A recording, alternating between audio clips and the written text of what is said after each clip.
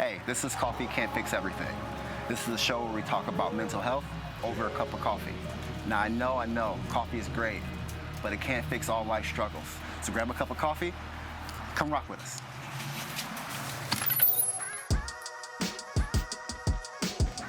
I want to be a great father. I want to be a great friend. I want to be a great husband. Sometimes I fall short, but that don't mean that I'm not great. Like, I'm not still trying.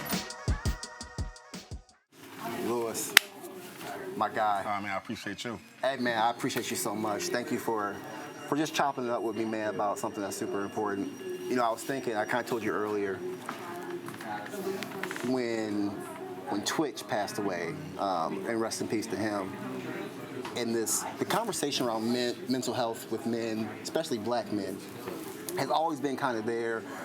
But it's like, why don't we ever, and you posted something on Facebook about, hey, if you need somebody, I'm here. And you've always been that cat. So like, it came off as genuine, but my question to myself was like, why can't we do that in person? Like, there are times where I'm just out here struggling, man, and I won't tell anybody. I'll hold it in because like, that's what I gotta do. I gotta be a strong black man kind of thing. But why is that? Like, why can't we just be like, hey, why can't we be as comfortable as you being like, hey, if you need somebody, holler at me? Yeah.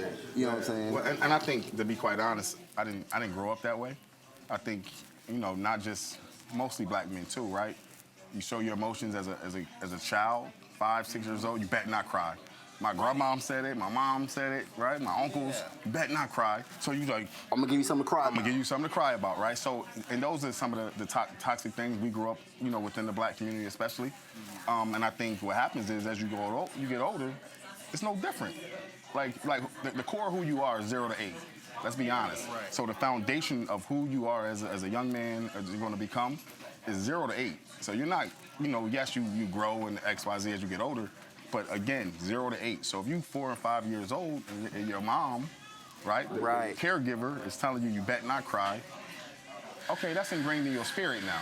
So as you're a teen and you're going through puberty, right, it could be acne, something simple. You like, man, who am I talking to about this, right? Yeah. Now I'm feeling insecurities and it gets, as you get older, it just continues. Yeah, because now you getting roasted by the homies.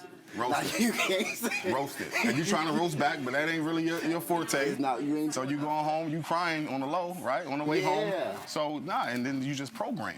Like, truth be told, then as men, it turns into ego. Like, yo, they got their own problems. Don't nobody want to listen to what I got to say. Or, and it just gets worse. And because now as a man, you're expected to provide for your family. You gotta, make sure this, that, and another. And it's like, man, that's all. Am I good for it? Am I just good to just, a paycheck to my kids? And now you as a single father, right? Or the relationship might not have worked out with the mother of your child. I'm having to deal with those issues. And it's just, it's so many different facets of what we deal with. And again, at the end of the day, who else can we talk to about this? Other men. It seems simple and simplistic in nature, but we don't do it. But we don't do it, and it's something that I'm trying to instill in my son right now.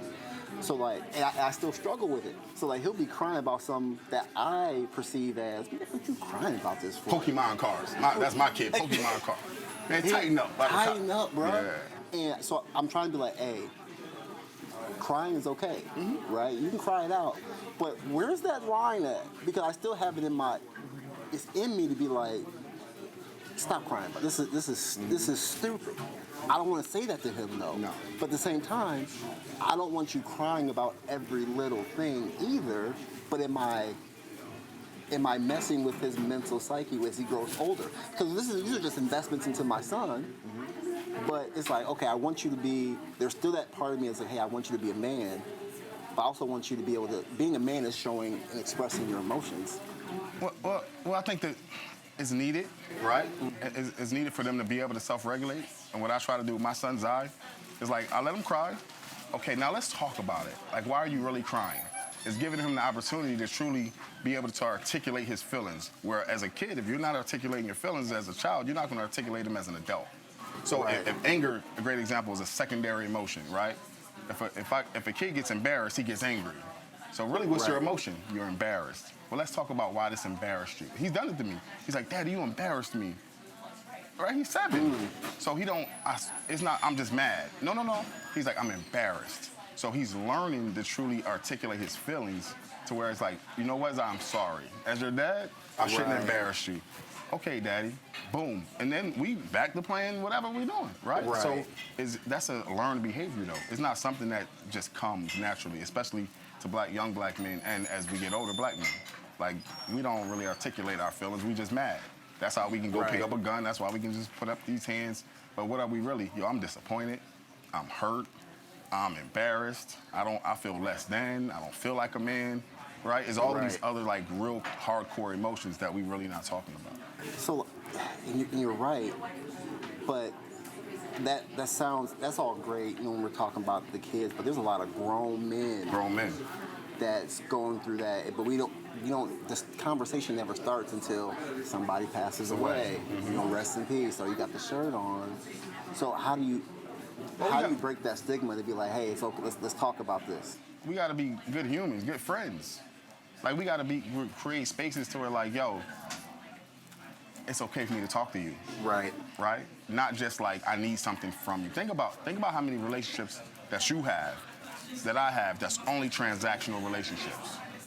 Right. Because like, I know, yo, you can give me some grant money. I know you are a pillar in the community. So our relationship is just transactional. It's not yesterday, I'm just gonna hug Corey to hug him. Right. I was just hugging you to hug. Like, it wasn't, I need something from you. It was like, yo, I'll see you tomorrow. But we cool. Like, it's nothing, it wasn't transactional. A lot of, especially in our space, right? You get to a point in life and, you know, trying to further your careers or whatever, everything just becomes transactional. So there's no relationship. So there's no space to truly be vulnerable. You know what I'm saying? Let's just go eat some wings, grab a beer, and just talk. Yo, dog, my lady getting on my nerves. My lady getting on my nerves too.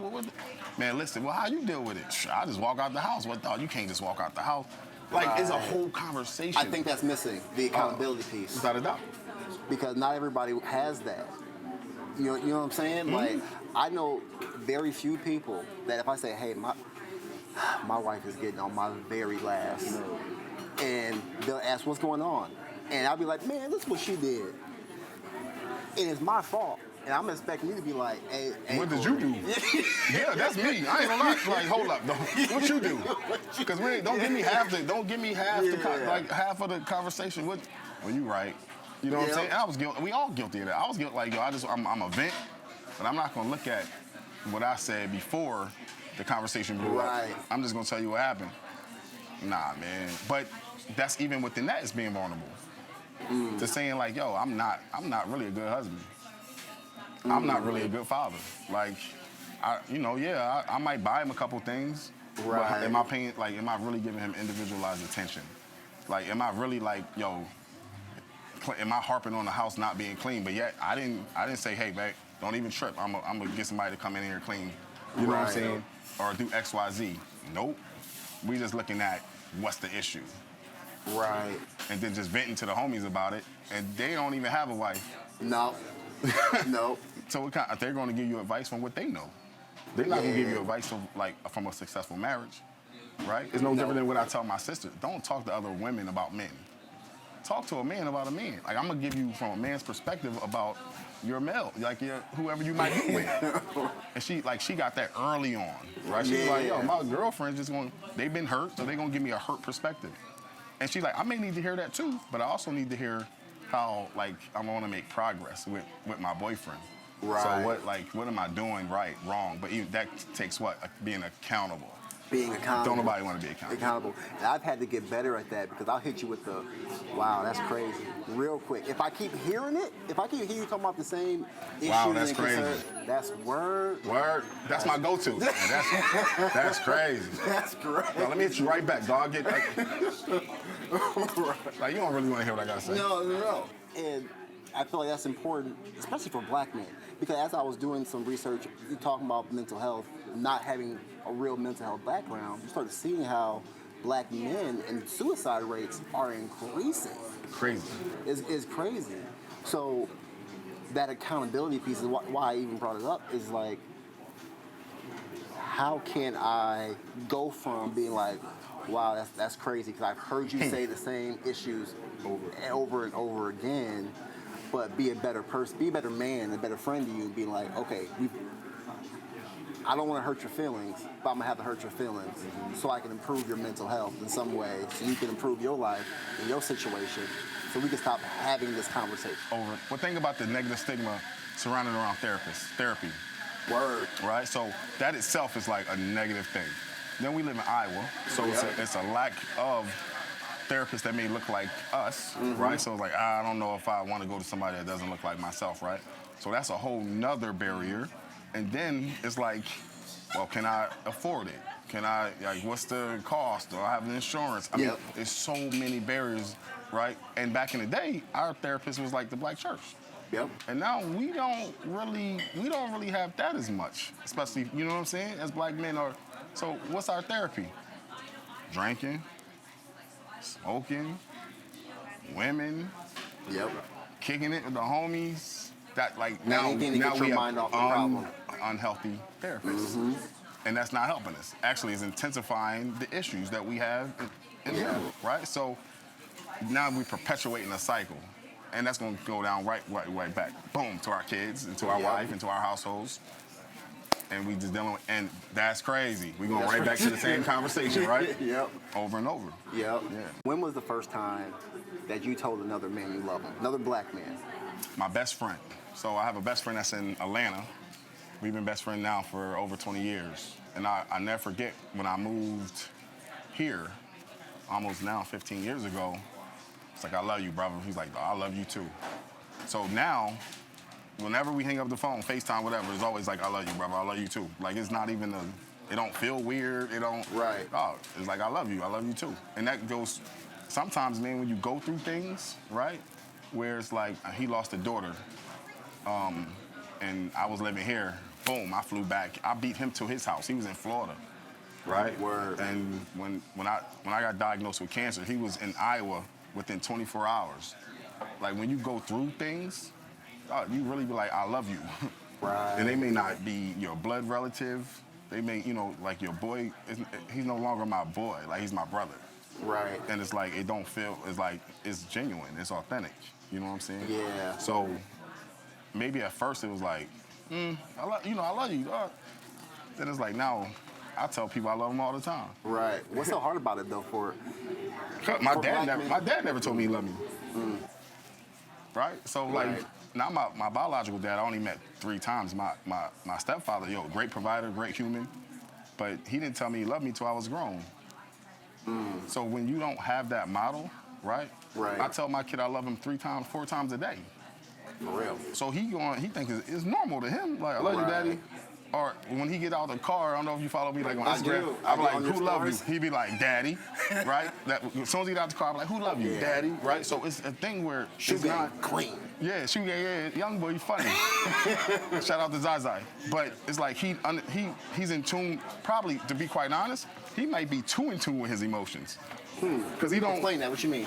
He's like everything. Sometimes he's too emotional, not in like a negative crying way, but he's like. He's like, Daddy, it's a homeless man out there, and it's like he shouldn't be there.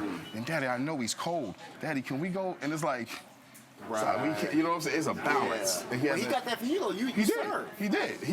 And he's learning to know how to have a balance. Like he can't feed every homeless person. He can't give away all his Pokemon cards, right?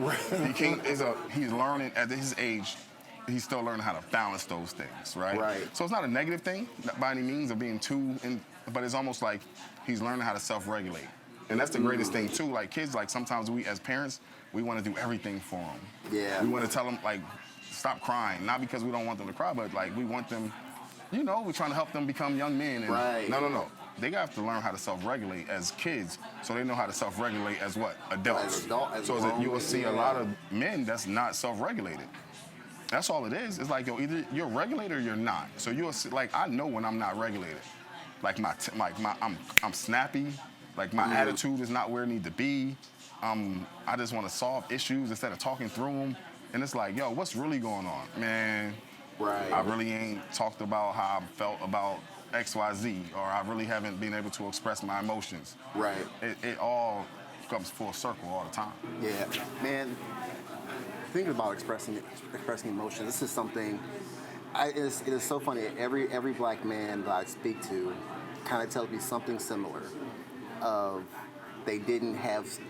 So my mom, my dad, somebody didn't tell me they loved me or didn't show it in a kind of way, and that it just kind of goes into adulthood. How do you recognize? Because in a way, the way I see it is it's like a curse. It's a curse on you as a man, and you have to break that curse. But if you don't, how do you start to understand that is what's going on? I always say my hardest breakup was with basketball. Ooh, I couldn't watch college basketball. No, listen, because my first love was basketball. My first therapist was basketball. My first girlfriend was, my first love was basketball. So when I stopped playing basketball, all of those things went away. All of my coping mechanism, gone.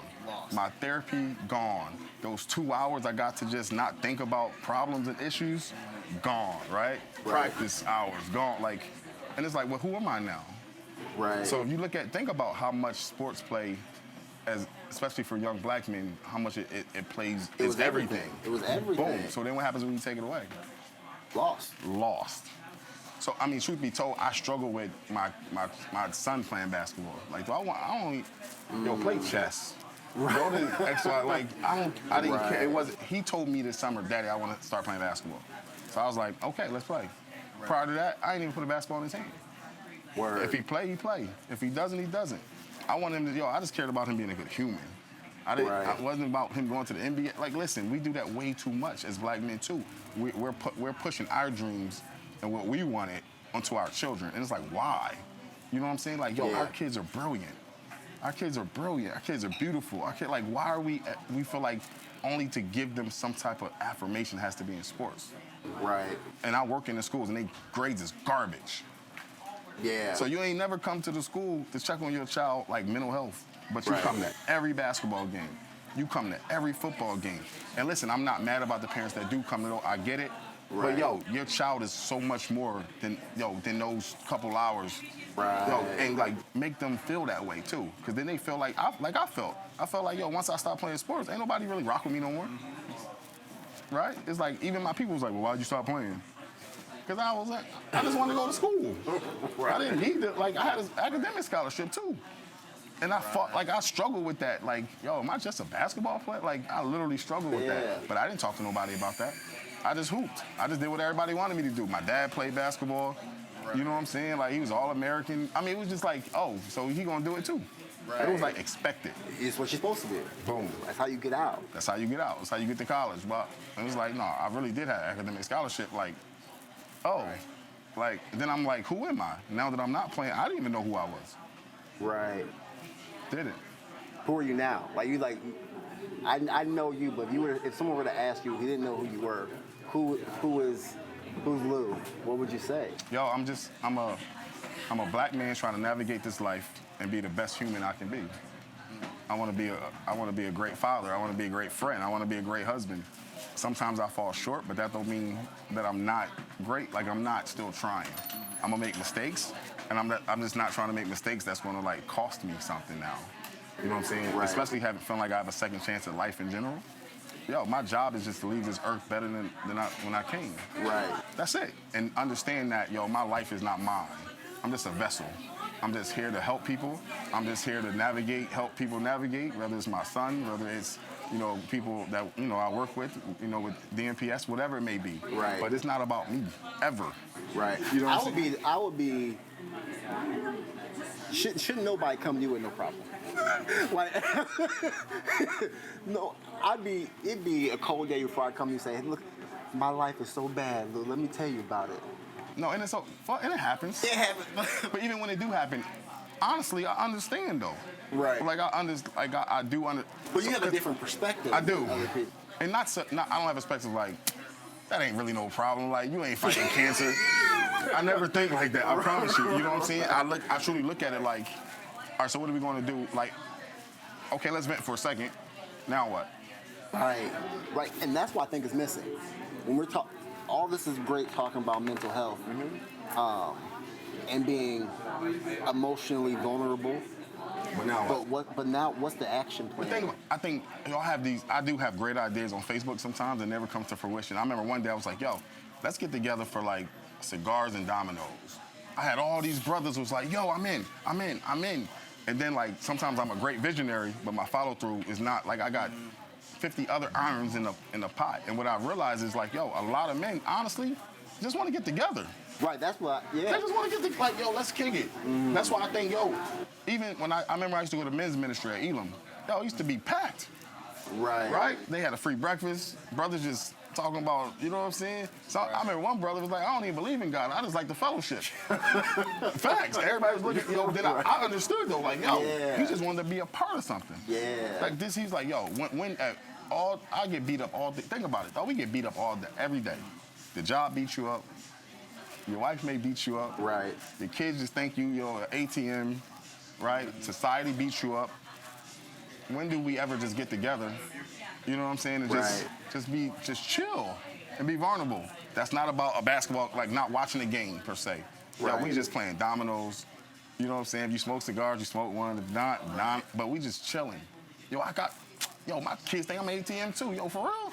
I remember feeling that.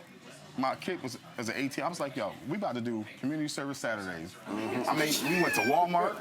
We packed lunches. I made them pack lunches, a sandwich, fruit, a snack. He wrote on a bag, "Have a good day," with a smiley face. We packed them all up, and we went all over the city and handed them out to like homeless people. Yo, to this day, my kid starts to tear up when he thinks about like how many people he helped that day. How many, it was like 3 or 4 people cried, like, "Thank you so much," and like start crying. They was outside the homeless shelter, because their time, you can only stay there for so many weeks. Right. And they was just outside with tents, and yo, he remembers that. And then, does he think money grows in trees now? Nope. Because he was able to see, right? Right. And that's, as men, yo, we could have did that as a group of men with our children. Because we all feel like we ATM. Ooh, right? Word. And like, yo, let's get back. Right. But it's a lot of work. It's a lot of work. And you feel like there's an insecurity there too for a lot of men because, there's a lot of men that are blessed to be able to provide. There's some men right now that need them sandwiches. That's the thing too. Facts. You know what I'm saying? And then it's like, yo, how about the fellas that don't need them? How they gonna look at me? Right. You know what I'm saying? Because that's the thing too. And I'm not from the Midwest, right? One of the things that caught me off guard moving here was I can meet someone, and the first thing they ask me, "So, what do you do?" First thing. I'm from where I'm from. You don't ask nobody what they do. You don't ask nobody where they live. Like, that's too intrusive. I mind my business. Yeah, you like, no. So East Coasters get a bad rap, like, they just hard, right? Or hard. And it's like, yeah, but that's a progression of life. Right. Here it's like, so what do you do? It's like common conversation. And I'm like, I just wasn't used to that. What that does, though, to me, is it build barriers. What side of town do you live on? What do you do for a living? Right. These are all things I was ask you, what set you playing? Yo, facts. Because now I'm putting you in a box. Yeah. You know what I'm saying? Oh, I went to Roseville. I went to North. Boom, barrier. Like, we're just creating barriers, right? And then it's like, but yet you want me to be vulnerable. Yet you want me to talk about you know what I'm saying? So basically what you telling me is, you double my salary, you live in Ankeny, and your kids is woo-woo-woo, and I'm like, I need a sandwich. You know what I'm saying? I haven't seen my son. I'm in a custody battle. You know what I'm saying? Oh, yeah. And I just got a domestic. We ain't got nothing in common, but actually we do. Right, actually just being black and being male and being in Iowa is one thing, one, two, or three things. Yeah. We both got problems. My problems just might look a little different, but I got problems too, right? So it just creates barriers. And it's like, yo, as black, we have enough barriers. We need to be breaking down barriers. Let's just all meet in the park and just not even, we ain't got to talk about what we do, where we come from, nothing. Let's just talk about life. Let's just talk about, you know what I'm saying, what's bothering us today. Or let's talk about our blessings for today. Before we even get to what's bothering us, like, what are we grateful for? So I'm grateful for a group of brothers. Right. I'm grateful that, a year ago, I was in a fetal position at the Mayo Clinic, and I have an opportunity to talk to somebody like you. Right. And I literally thought I was going to heaven. Facts, right? I'm going to talk about, so they ain't got nothing to do with my job, my social economic status. Right. Nothing. It had everything to do with, that matters at that moment. because you could have got shot last year. Yep. Or your people could have been in a hospital. Or your mama was at Mayo. Oh, now we got something. We got hurt in common. Right. We ain't talking about money. We ain't talking about status. We talking about like, yo, we got problems. Yeah. Walk me through that. 'Cause I've always, first of all, I've been praying for you through all of this. You know, I've been supporting Lou. Because that, walk me through mentally. I know you're a positive person, and we've had a little conversation about how you went through that. But walk me through that, like what was going through your mind as you're going through this new journey, this new level that not a whole lot of people that I know can say they've gone through this level. Yeah. What was that like? So I will say I wasn't prepared for the mental aspect of it. I was preparing myself for the physical. I knew I had to go through chemo. I knew I was going to lose my hair. I knew I was going to lose weight. So I tried to eat. Like, I probably put on 10 pounds before I went to Mayo, right? I knew all of these things, but I didn't know the mental aspect of feeling like, yo, okay, I'm not going to see family or friends for 5 months. I'm not going to see my son for months at a time. Right. Or spend time with him. I wasn't prepared for chemo brain, not being able to articulate, or taking me triple time to write an email that would take me 10 minutes. Now it takes me an hour, right? And how that makes you feel inadequate. That, you know, it makes you feel like, yo, you're not as sharp as you once were, or will this come back, right? I couldn't even talk about this 2 months ago without crying. Like, I literally would be like, I would just get into a space like, I'm about, like, it just, boom, it hits me. Because I remember how I felt, right? When I couldn't walk, when I couldn't eat, I couldn't smell. And if it wasn't for my faith, if it wasn't for my wife, and if it wasn't for truly feeling like I had purpose, I don't know if I would be here. Man. You know what I'm saying? Like, I knew I couldn't allow my son to not have a father, right? And it was like, nah, like, he deserved to have a father. He didn't come on this earth to navigate this alone. So at that point, you get a different type of strength. You get a different type of focus. And you just say, hey, at the end of the day, it's in God's hands. And it does strengthen your faith. And you be like, and it makes you understand that things you think matter don't matter. Money don't matter. Titles don't matter. What you drive don't matter. None of that matters. In the grand scheme of things, relationships matter, right? How you treat people matter. You know, your kids, they matter, right? Your wife matters. All the things like you don't actually get a repeat of. Like, yo, you can get a new watch 10 times over. You get a new car 10 times over. You can get a new house 10 times over. Right. Bank account gonna go up, bank account gonna go down, bank account gonna go up, over. Yo, you don't get certain things over and over. Right. You know what I'm saying? And that, it really puts in focus. I felt like I'm like the old person that just say what they want. That's how I feel now. Like, I don't hold back. I didn't hold back before. I really don't hold back now. And not in a way where it's aggressive or it's, you know, I'm not condescending or any of that, but I'm just gonna say how I feel in a way, and I try to articulate it to where people don't take it personal. But it's like, I understand it's not about me. So if you mad, yo, be mad at the universe. Don't be mad at me. I'm just a vessel. I'm just telling you how, you know what I'm saying? Yeah. Be mad. But at the end of the day, it's coming from a place of love. I'm not trying to hurt nobody, ever. Right. You know what I'm saying? But I'm not gonna hold back. Whereas before, I'm like, I don't want them to think this, or it was a lot of overthinking. And it was like, why? You're just trying to help people. How they receive it, you know, that's something they have to work on too. But your job is to give them the information. Yeah. And I was bad about that. I ain't want to hear what you had to say, even though you're another man and you went through the same thing. Why? Because of my own inadequacies, because of my own shortcomings, because of how I feel, right? Less than. So it really wasn't even about you, ever. It was all about me and the work I wasn't doing on myself. Right. No, that's real. Man, Lou, I appreciate you just sitting down with me and just having this conversation. It really, it filled me up. I got one more question for you. You know, Dr. Jock said something yesterday at this MLK celebration. He called you the old head, right?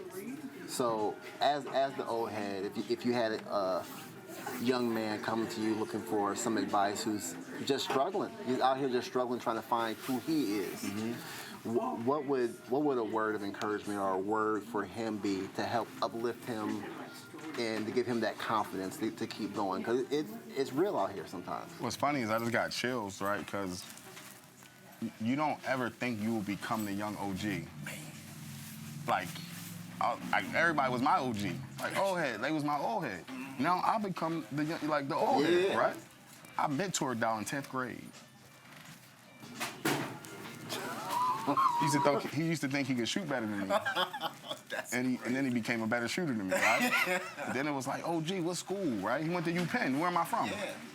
I'm from Philly. From Philly, yeah. Boom, right? And then, oh, gee. I called him like, yo, it's time for you to get up out of the MPS. What you mean? Don't worry about all of that. You need to call this person, woo, woo. Now right, you gotta build bridges. Like, you know what I'm saying? At the end of the day, what I tell, like, my youngins, because everybody my youngin, I'm gonna keep it real. I don't care if they're in elementary school. Listen, it's hard to remember names, man. You're dealing with young people, man. Like, everybody my youngin, facts. Right. And what I try to tell all my youngins, and when I'm trying to build those bridges, is that, listen, you're gonna make mistakes, man. And it's okay to make mistakes. Like, so often we try to navigate this world, like, trying to be perfect. And we're not even trying to be perfect for ourselves. That's the crazy part. We're trying to be perfect for somebody else. We're trying to be perfect for our friend group or our parents or everything but us. And it's like, no. It's okay to make mistakes. Don't let the mistakes cost you. Cost you your freedom.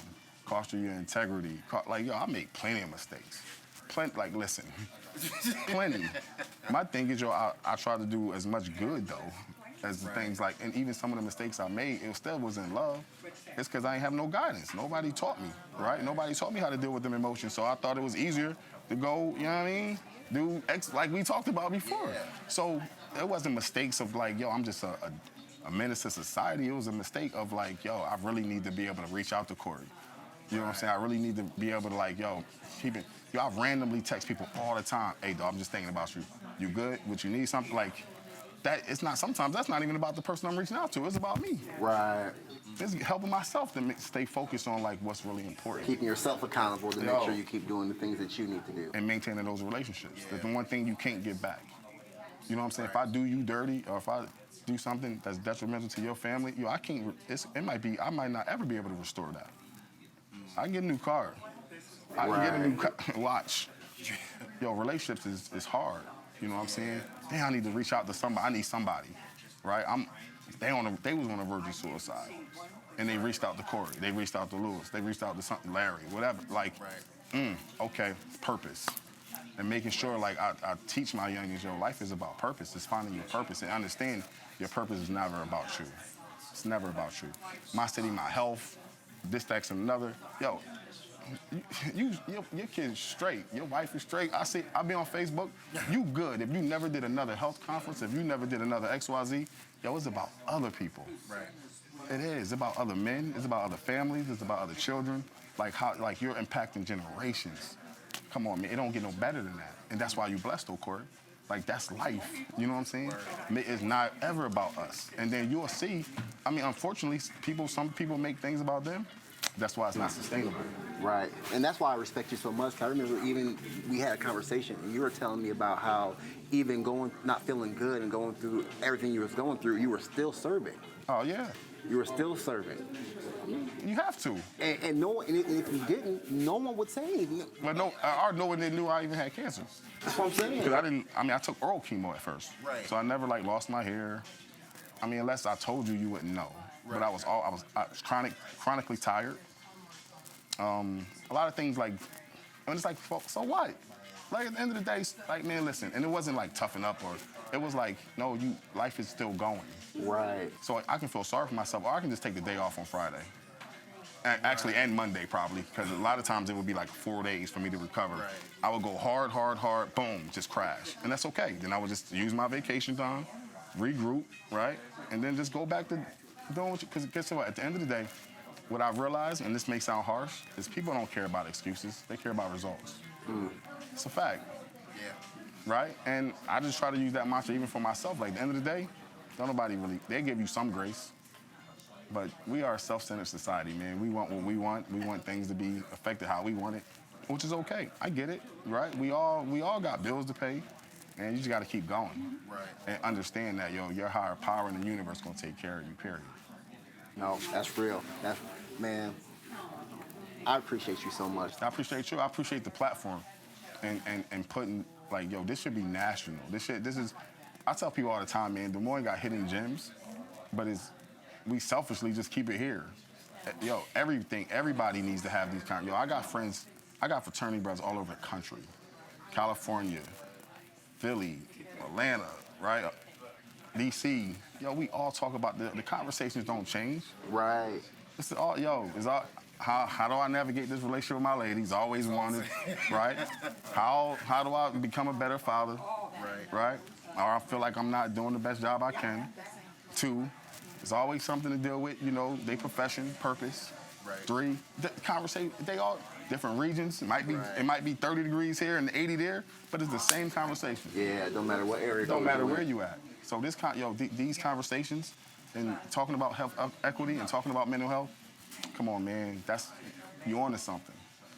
And it's not just onto something because you're passionate about it. You're onto something because it's a need in every city, in every state, in every household, right? I don't care. Yeah, your passion may be with men, but every young man, every young woman, like it need to be something where get you a co-host or get a woman that actually do the same thing you doing. And again, this the thing. Women gonna have the same conversation. They got the same thing. Same, right? And that's what I realized too. Like, yo, you wanna talk to a woman about a woman. They'll tell you exactly how they feel. Like way more than us. Way more. They'll tell you exactly. That's why we don't want to hear what they got to say. They always want to. Yeah, well, it's easy for them to tell you exactly how they feel about you. Right. You know what I mean? You're gonna find out. You're gonna find out one way or another. Yeah. So man, at the end of the day, the platform and the things you're providing for men, for women, for our students, yo, man, please, whatever you need from me, I'm always gonna be here for you. Because, listen, if it wasn't for somebody building a bridge, right, or talking about it, mental health with me, we wouldn't be having this conversation. Right. And I wouldn't be able to have that conversation with my son. That's really what it's about. Yeah, man. And I'm excited for people to listen to this because it's going to keep going. Oh, you got to keep pushing it. Yeah. Yo, the race is not given to the swift nor the strong, though, but the one that endures to the end. So, like, when you feel the opposition or people ain't, gravitating or, like, I want people to really be, just keep pushing. Keep pushing. And it's going to watch because it's the need. Whenever there's a need of anything, it takes form and traction. Maybe not right away, maybe not tomorrow, but I promise you, because we all feeling the same thing. Right. We all feeling the same thing. Got the same problems the whole nine. So, nah, man, just whatever I need, whatever I can do to support you, I'm always going to do that. Perfect. Well, hey. Oh, always. Much love, brother. Love you. Yes, sir.